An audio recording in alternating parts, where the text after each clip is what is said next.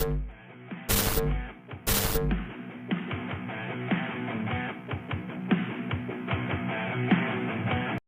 everybody, to another episode of Life Chronicles and Deep Dives podcast. I'm here with Coach Cornelia, all the way in Romania.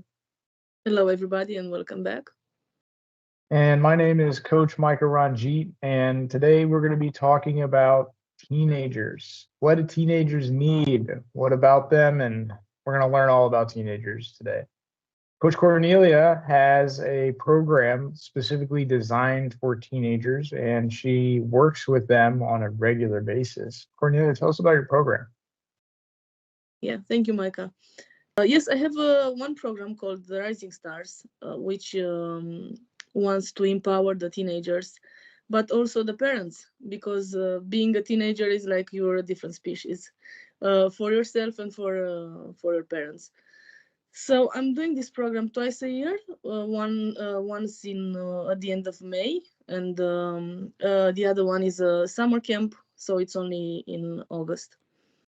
And we are working for 10 weeks in this program, and we are helping the teenagers to get self-awareness, self-confidence, learn a few things about where they want to go in life, how they want to be seen in life. And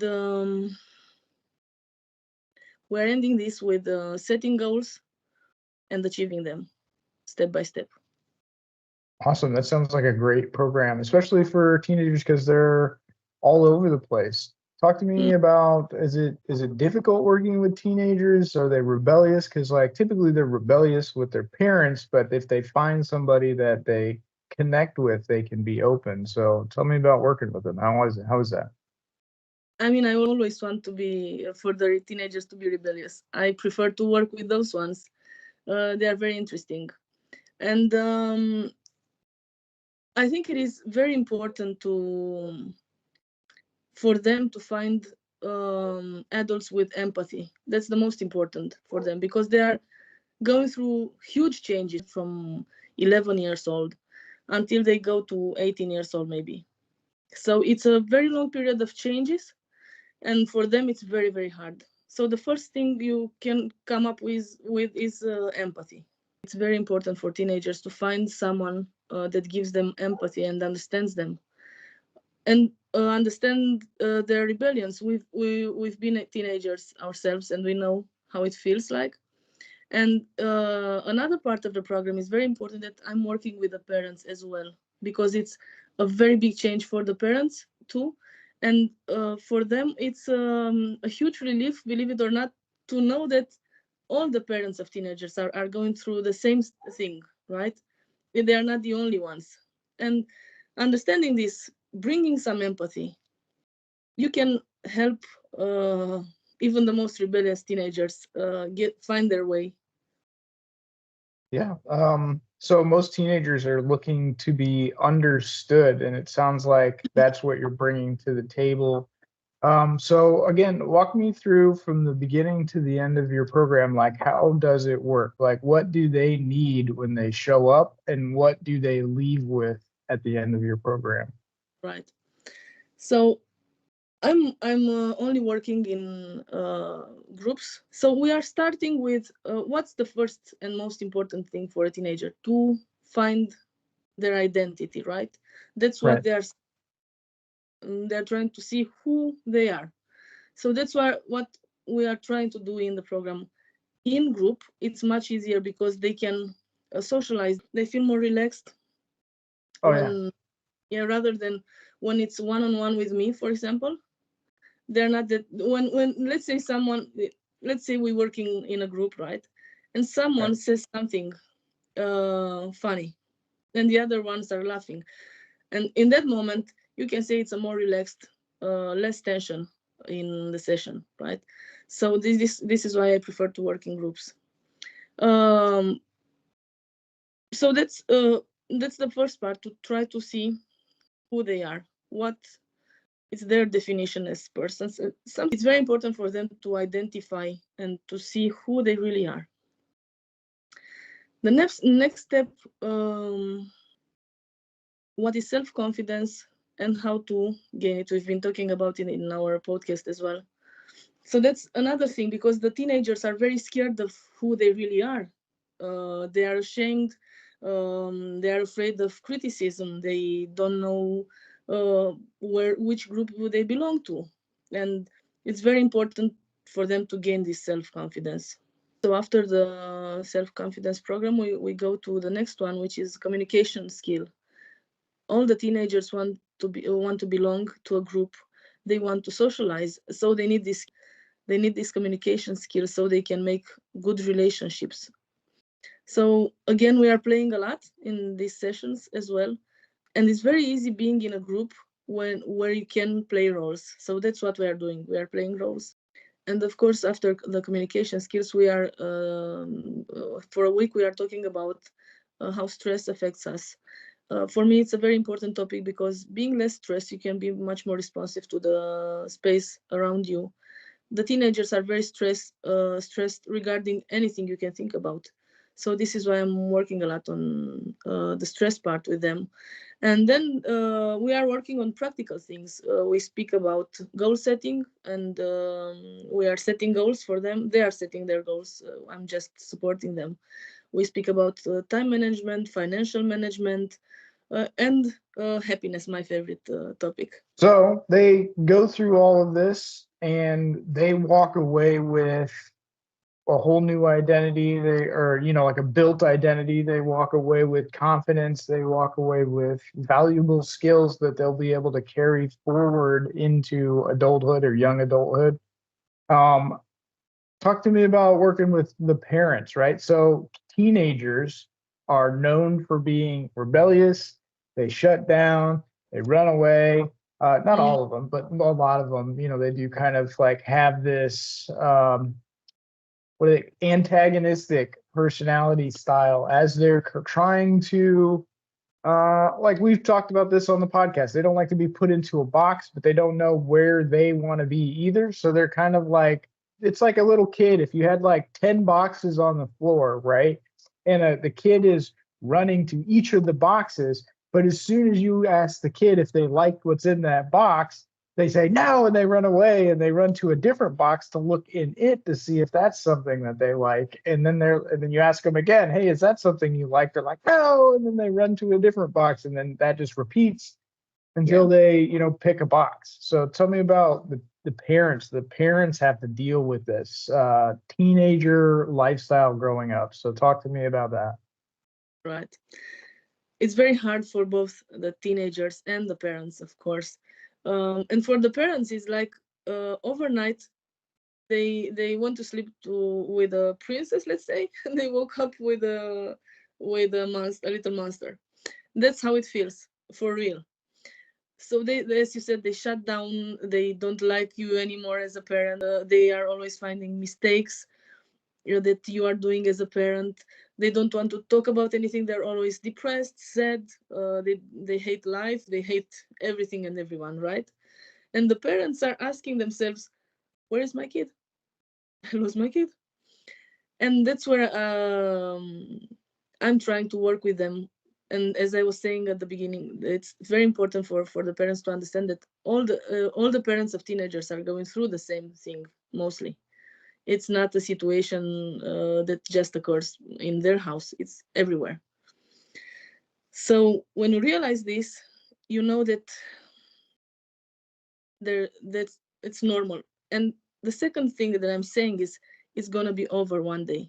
Not very soon. It's gonna last a few years. It depends on the teenager, but it's gonna end, and you're gonna have a great kid again if you know how to deal with the situation. Because the parents are gonna start to feel guilty, are gonna get angry, and maybe not understand what's happening to their kid. The kid is getting frustrated because he's not understood, and it's a circle that keeps going and going and going. It's very hard for the parents and for the teenagers. And the main problem, in my opinion, is that sorry. The main problem, is my opinion, is that every single thing the teenager is doing comes from an emotional gap. So imagine a baby who's drinking milk from the bottle, and you're taking the bottle from the baby, and he's not well fed. He didn't have enough, and the baby will start crying. But if he's well fed and you show him a small toy, a little bear, he will give up the battle for that toy because he is well fed. It's the same with teenagers, in my opinion, because they have a lot of emotional needs, especially in this period of time.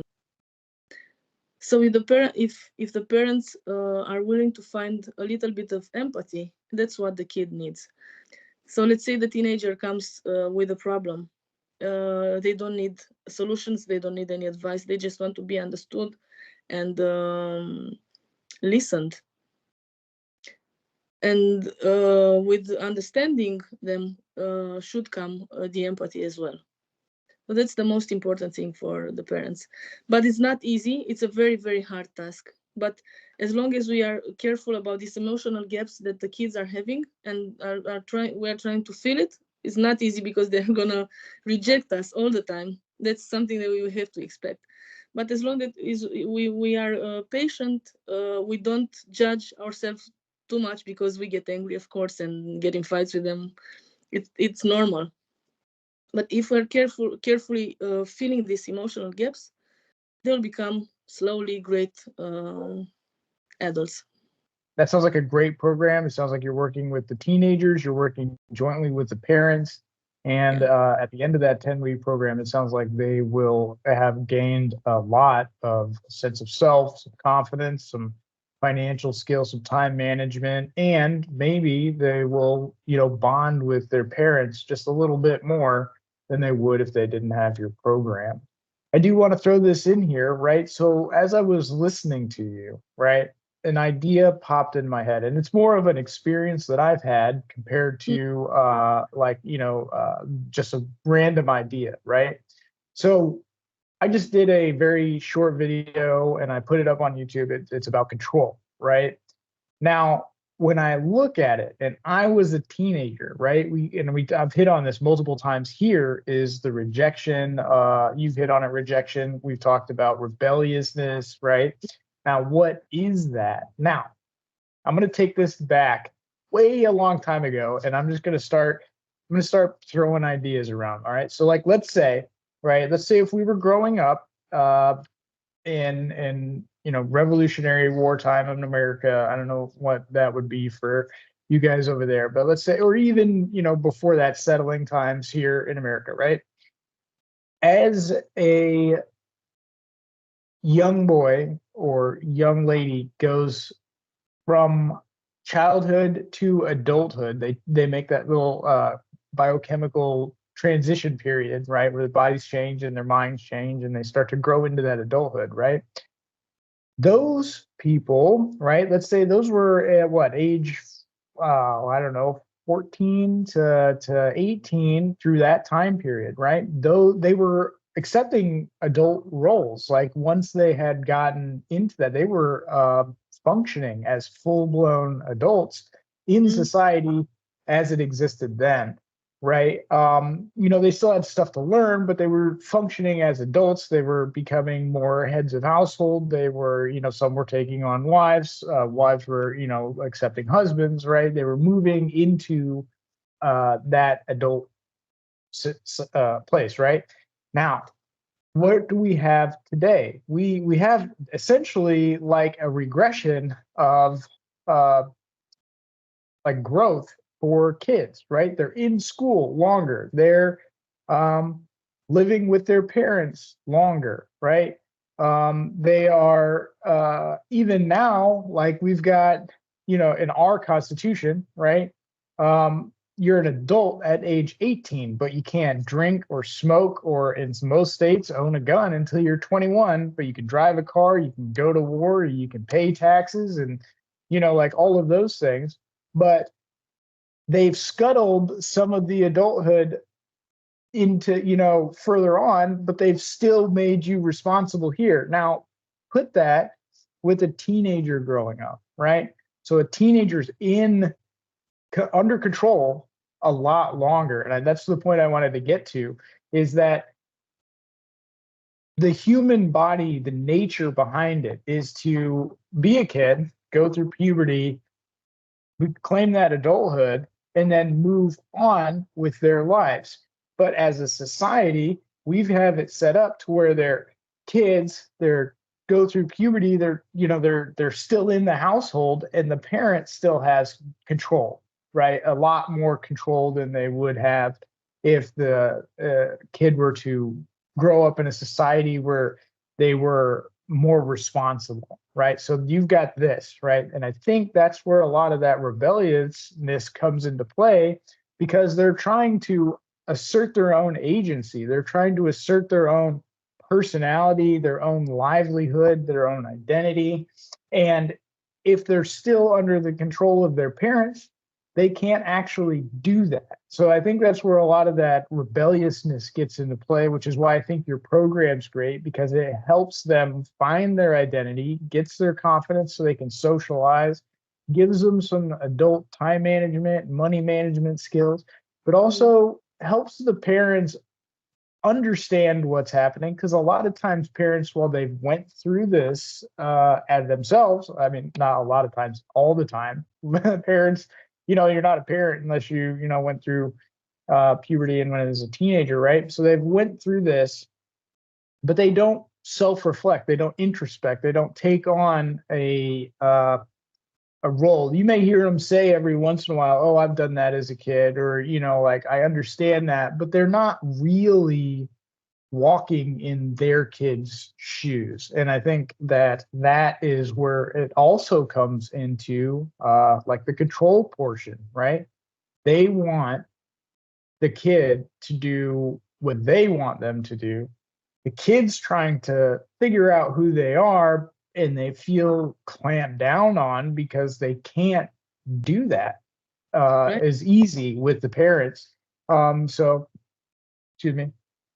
I think it's great that you have a program that will help mate the two together, and they work hand in hand. I actually talk a lot with the parents about being self-aware of how they are treating the teenagers, because there are some I have some points to follow. It's mandatory. Show respect, don't try to control, and so on, as a parents to the teenagers, because they are trying to become their own personas. We cannot control them forever. Even though they stay with us in our own house, they still deserve respect. They deserve to develop themselves and to find out who they are. We cannot control them all the time, right? So that's something I'm talking with the parents about. Be self-aware of what you're doing. Don't judge yourself too much, because you might lose it sometimes, but be self-aware. Don't try to control them too much. More like listen, understand, and have empathy. I mean, that's not to say that they still don't discipline their teenager, right? Like if the teenager goes wrong, they still, like discipline. Now, you don't want to be a doormat to a teenager, because then, then the roles will flip, right? So if a parent is obviously, we want them to have empathy, they want them to respect the teenager, you want them to like not have as much control over them and let them kind of like come up with themselves. Right now, let's say a teenager does something bad, right? Parent still has to assert that discipline, right, over the teenager, so they can learn the lesson. If they aren't ever punished for doing something that's wrong, they won't ever learn that it is bad. So when a teenager does something bad, it's important for the parent to establish that discipline, but also respect at the same time. Roles can flip, right? So if the parent doormats, right, doesn't ever stand up for even just themselves or stand up against the what the teenager's doing, then the teenager is actually the one that's in control. So the power dynamic shifts and the power goes to the teenager, right? And then the parent essentially could lose control. So if you keep allowing somebody to do the wrong thing and they keep getting away with it, right?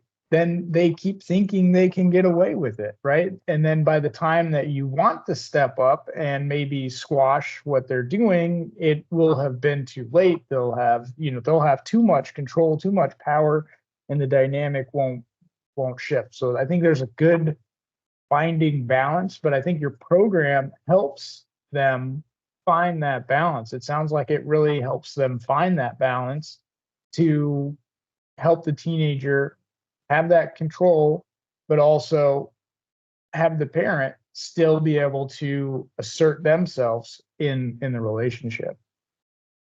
Yeah, that's true.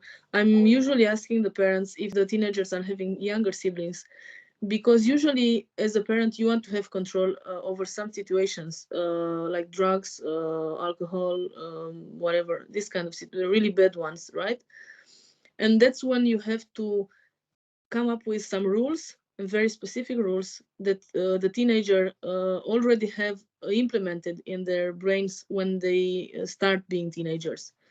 So I'm strongly encouraging the parents to start and pretty early with these rules, and the parents should have this, let's say, 4 topics where they don't make any compromises. You're not allowed to drink, you're not allowed to use drugs, you're not allowed to go out after 11 or whatever. It depends from parent to parent what they want to, what kind of rules they want to choose, but you should start as early as possible, and they should come into the teenagers years with this knowledge that these ones are not negotiable. I mean, because those things are definitely important because, like, obviously you don't want kids to be getting in trouble, right? But to some degree, teenagers have to go through like trial and error. Like my analogy for the boxes, right? They run up to the box, they're looking in the box. The parent says, "Hey, do you like what's in the box?" The teenager looks back, and the parent says, "No," runs to the next box, right? And that cycle repeats, right? Yeah. Trial and error. They have to have. I mean, you can't have a kid not make mistakes, right? So the kid like the teenager, even anybody, you can't learn unless you make a mistake, right? There's no, you don't have confidence without fear, right? So like you've got to have mistakes to grow. So in order for that to happen, the teenager has to make mistakes, right? And I think it's important for the parent to be able to empathize with those mistakes. So like, let's say if the teenager goes out, does drugs, right? First time, does drugs. Okay. So it's important for the parent. Sure, the parent, I'm sure, will be mad, right? I mean, you can't stop that, right? The thing is the parent needs to have the empathy to be able to talk to the teenager, explain why that's bad, but also then implement a punishment that the teenager understands why it's happening, right? So if the parent is, and that's a need that a teenager needs, right? Teen need that a teenager needs, right? Is that they need to understand why the punishment is happening, right? Because and a lot of times I think that's where some parents may go wrong, is they are punishing the teenager, but they're not really helping the teenager understand why that's wrong. What they did was wrong, or what they did was bad. Now, because that happens, you'll have more chances, a higher likely chance that the teenager will repeat that same mistake before they learn their lesson, right? And sometimes if that carries over into adulthood, that can lead to, hopefully not, but it can definitely lead to like criminal act, or, like, I mean, something so simple as like a speeding ticket. I'm sure there's people on the planet that have never had a speeding ticket because they don't speed, right? You, right? And so like, but I as a teenager, I think I don't know, how many speeding tickets do I have? Like, I don't know, 14 or so, some odd tickets, right?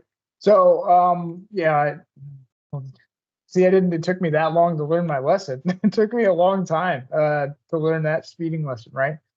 Um,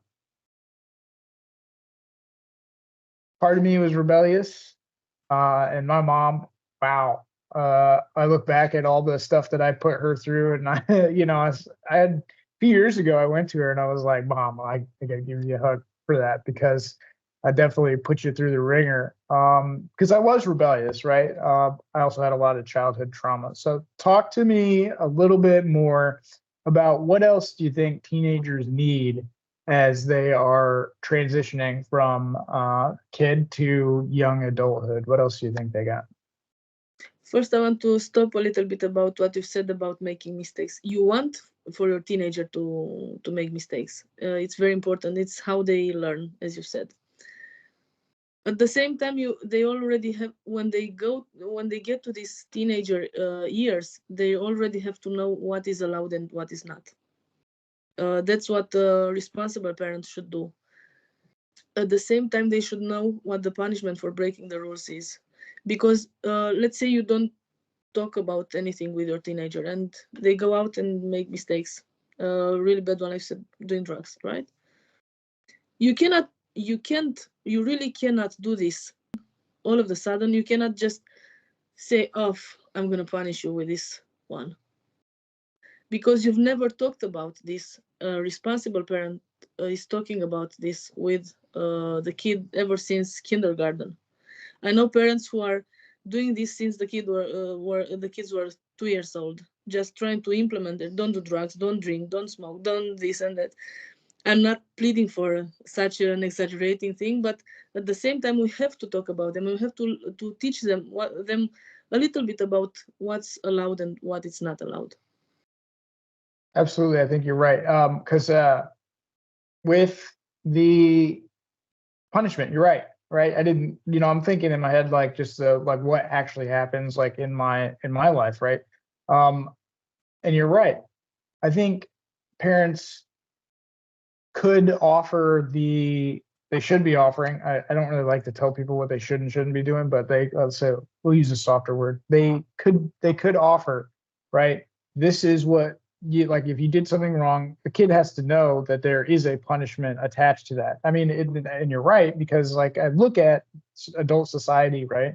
You've got a crime, and then you've got pages upon pages of like possible punishments for just like one crime here in the United States. So as an adult, if you know the crime, and you can look up like what punishment you potentially could get for each of those crimes. So I think that is a good point that you made for teenagers to be able to understand, like like let's say if they do something wrong, but they didn't know it was wrong, or they didn't know that there was like a punishment or that it was right, then in that aspect, as long as it's not a crime, then they they the punishment should be more of an understanding why that's wrong, and then next time you'll get like whatever punishment.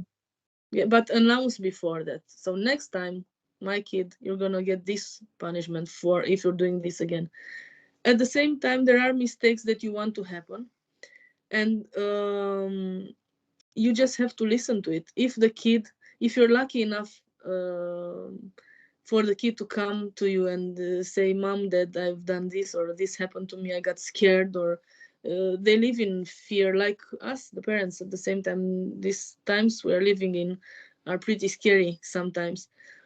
And if they come to you and tell you about it, it's like if you imagine when the kid was just learning to walk and they hurt their knees, they just look at you and try to see what's your reaction as a parent. And if you start to become panicked, the kid will be the same. If you start to laugh and say, you're fine, it was great that you tried, the kid is going to have the same relaxed manner of trying again and doing until they get better. It's the same with the mistakes for the teenagers. You want them to make mistakes, and you want to listen to their mistakes and be understanding and empathetic and let them. You sometimes you just need to trust that they're going to learn their lesson, right? Mhm. That's part of that letting go of the control that the parent has. And then also you brought up another good point. The teenager has to have a safe place to come to talk to the parent, right? Because like if the teenager doesn't feel safe with their own parent to talk to, right? And then they may go to outside sources. So if they go to that outside source may not deliver values that are in line with what the parent wants. And in that can create turmoil, because the teenager is going to find the path of least resistance. So if the parent is very resistant to being open to talking and having that safe place with the teenager, and they go to this outside source, that outside source is going to validate the teenager more than the parent, which means that the teenager is going to start listening to the outside source. It's going to start, being validated. And in this case, right? So like, let's say if we're looking at, I don't want to get political with it, but like if we're looking at a case where a parent has a kid that is in school, and this is in the United States, I don't know how it is over there, right? So if the kid doesn't feel safe going to the parent, the kid can go in a lot of places around here, the kid can go to the teacher, right? And that teacher may not talk to the parent about what the kid has said. And then what happens is like a whole downward spiral of potential harmful behaviors and, we'll say consequences that could happen for the teenager just because they went to this outside source that is not their parent. Now, in some cases, if the parent is not, let's say if they're abusive, right? Abusive parent, right? In that case, the kid's going for safety, not understanding. And there's a big difference. I want to make the distinction between a parent that's just not willing to listen, not to create a safe space for the teenager to come if they've made a mistake, is completely different than a parent that is full on emotionally, psychologically, or physically abusive to the kid, where the kid physically cannot be safe in their presence. Yeah, you said a very important thing. This one with a safe space. It's very important for the parents to think about a mentor for the teenager, and it's much better this way because sometimes when some things come from the outside, they might implement much better with the teenager. And the second thing is that if you as a parent are choosing a mentor, you will know that person. You can choose an uncle or an aunt or a grandfather or one of your friends that you trust. And that's how the kid can go to someone and find a safe space. Maybe they feel that they cannot speak with you about something, and they're going to that mentor, let's say. But you are still in control of who the mentor is. So that's very important because you can choose a mentor that has the same values, let's say, like yours. Absolutely. I think that's definitely important. Yeah. All right. So that was a great topic on learning about what teenagers need. And I'm thinking that Coach Cornelia's Rising Stars program is a great program. She's going to link that in the description box below for you guys. If you have any questions for either of us, please don't forget to leave them in the comment box below. And don't forget to like the video and then check out our channel for more episodes coming soon.